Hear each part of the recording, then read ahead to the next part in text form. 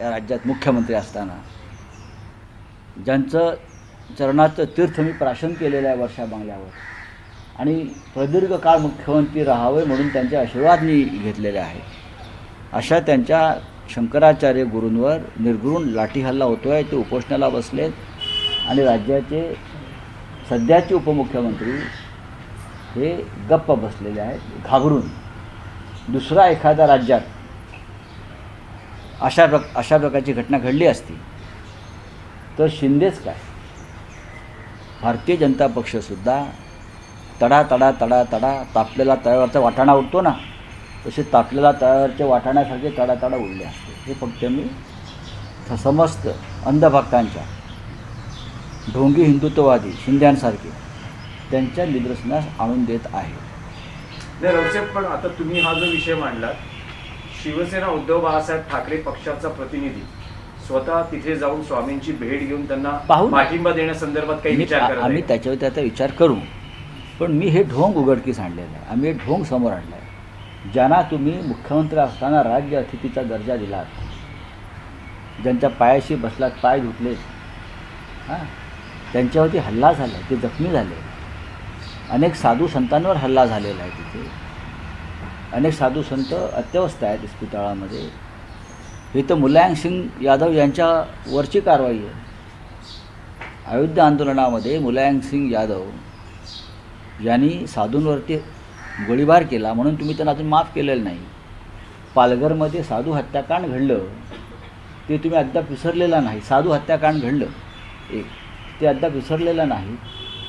पण त्या साधून ते शंकराचार्य, सगळ्यांचे शंकराचार्य, त्यांच्यावरती हल्ला होतो आहे आणि तुम्ही गप्पा बसलेला आहात. नाही, पण पुन्हा तोच प्रश्न की शिवसेना उद्धव बाळासाहेब ठाकरे या घटनेचा आणि योगी आदित्यनाथ यांचा निषेध करते. केलेला आहे निषेध करावाच लागेल. निषेध का करू नये? हा निषेध पंतप्रधान मोदींनी करायला पाहिजे. हा निषेध इतर सर्व शंकराचार्यांनी केला पाहिजे. हा निषेध शिंद्यांसारख्या त्यांच्या राजकीय भक्तांनी पण केला पाहिजे. राम मंदिर प्रकरण असेल, योगींवर वारंवार टीका असेल, यामुळे कदाचित शंकराचार्यांच्या संदर्भात असं त्यांच्या काही असेल, पण ते शंकराचार्य आहेत. आता त्या शंकराचार्यांनाच नोटीस पाठवलं, तुम्ही शंकराचार्य आहात कशावरून? जर तुम्ही शंकराचार्य नाहीत, मग त्यांना देशभरामध्ये राज्य अतिथीचा दर्जा का मिळतो? महाराष्ट्रात दिलेला आहे ना. हे ढोंगी लोक आहेत. बोलिये रावसाहेब, सत्ता स्थापनेसंदर्भात महापालिका निवडणुकांनंतरच्या एकूण सगळ्या हालचालींवर प्रश्न आहेत. KDMC सगळ्यात जास्त चर्चेचा विषय बनला आहे, जिथे मनसेनं शिवसेना शिंदेला त्या गटाला पाठिंबा दर्शवला आहे. एक वेगळी आघाडी फॉर्म झालेली आहे. भाजपला सत्तेपासून आणि महापौर पदापासून दूर ठेवण्यासाठी व्यूहरचना आखली गेली. शहकाटशहाचं राजकारण आहे. शहकाशयाच्या राजकारणामध्ये नीतिमत्ता ओंडक्यासारखी वाहून जाऊ नये, एवढंच आमचं म्हणणं आहे. काल या विषयावर एक भूमिका मांडलेली आहे. कल्याण डोंबिवली जे घडलं, ती महाराष्ट्र नवनिर्माण सेनेच्या संदर्भातली त्यांची पक्षाची भूमिका नाही असं त्यांच्याकडून सांगण्यात आलेलं. स्वतः महाराष्ट्र नवनिर्माण सेनेचे प्रमुख राज ठाकरे ह्यांनासुद्धा ती भूमिका मान्य नाही, ती पक्षाची भूमिका नाही, हे त्यांच्याशी चर्चा झाल्यावरती आमच्या लक्षात आलेलं आहे.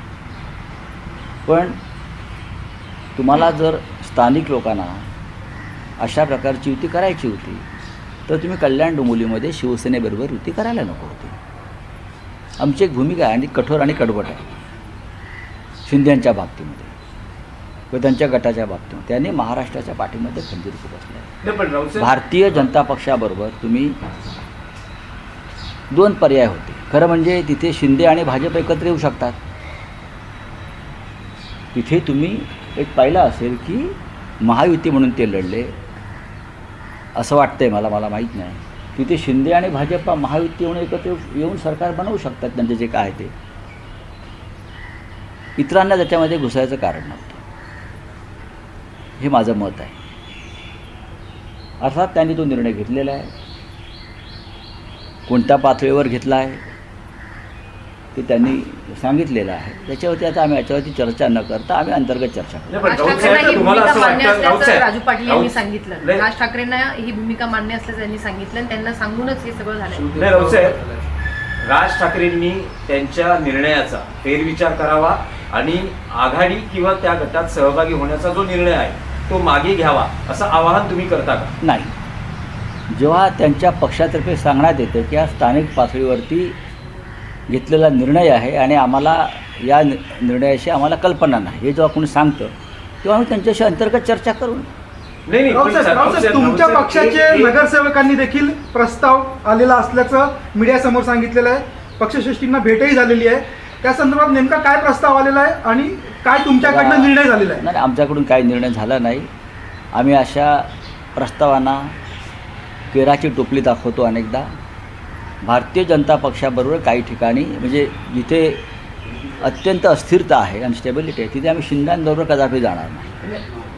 इतर जर काही पर्याय उपलब्ध असतील तर त्या संदर्भात पक्षप्रमुख निर्णय घेतील, पण परस्पर कोणी निर्णय घेणार नाही. नाही राऊत साहेब, माझे दोन प्रश्न आहेत. तुम्ही म्हणतात की राज ठाकरेंना या निर्णयाची कल्पना नव्हती, स्थानिक पातळीवर हा निर्णय झाला, पण जी माहिती मिळते आहे ही सत्ता स्थापन किंवा ही आघाडी होण्याआधी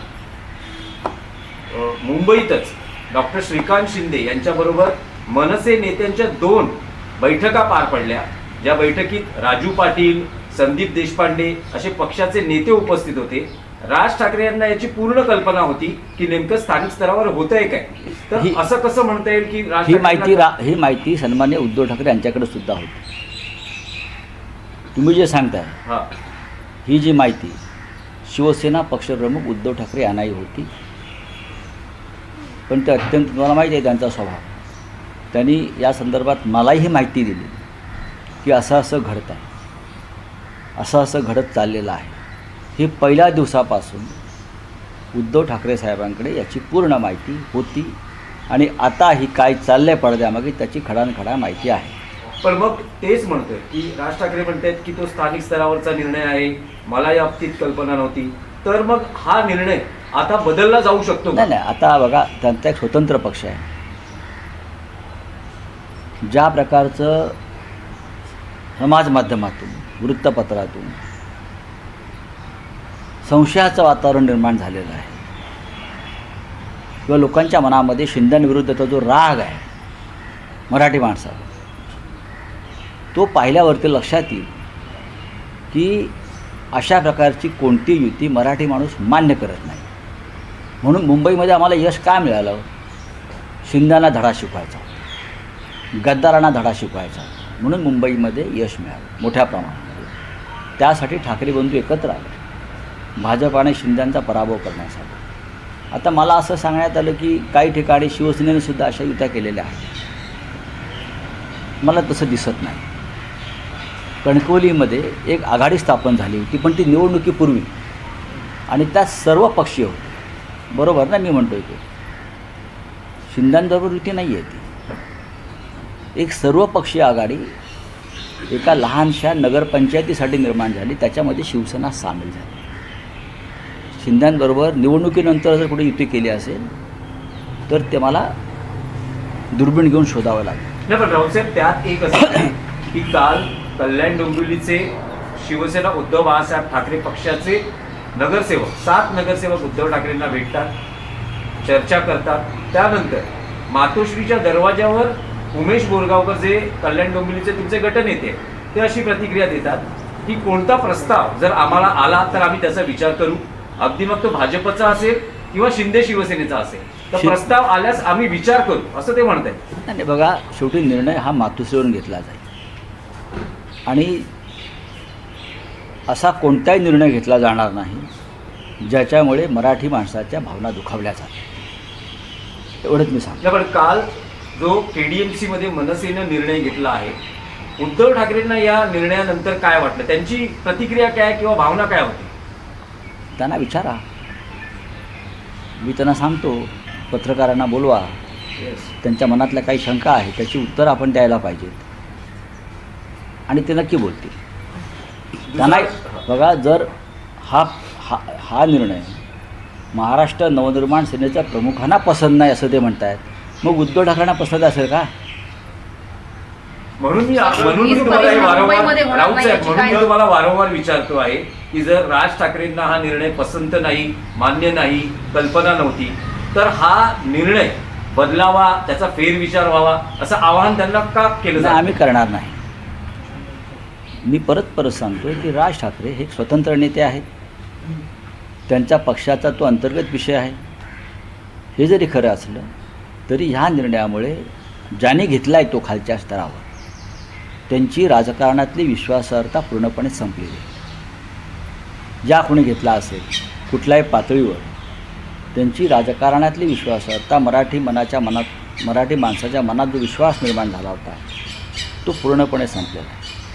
तुमच्या दबावाअंतर्गत तो निर्णय घेण्यात आलाय का त्यांच्याकडे? कुठल्या दबावाअंतर्गत? नाही नाही, मला राज ठाकरे कोणाच्या दबावाखाली जाणारे नेते नाही. स्थानिक नेत्यांनीच निर्णय नाही, घेतला. माझ्या माहितीप्रमाणे विकासासाठी आम्ही बाहेर- कारण ते सतत असं सांगतात त्यांचे स्थानिक नेते की विकासाच्या मुद्द्यावर मुद्द्यावरती आम्ही आम्ही पाठिंबा गेलो. देतो आहोत. लोकांसाठी आम्ही गेलो, लोकांना आम्ही तोंड देऊ.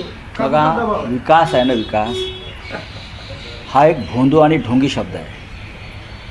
नरेंद्र मोदी, अजित पवार जातात 70,000 कोटीचा घोटाळा करून विकासासाठी, एकनाथ शिंदे जातात विकासासाठी, सगळे भ्रष्टाचारी पक्षात घेतले जातात विकासासाठी.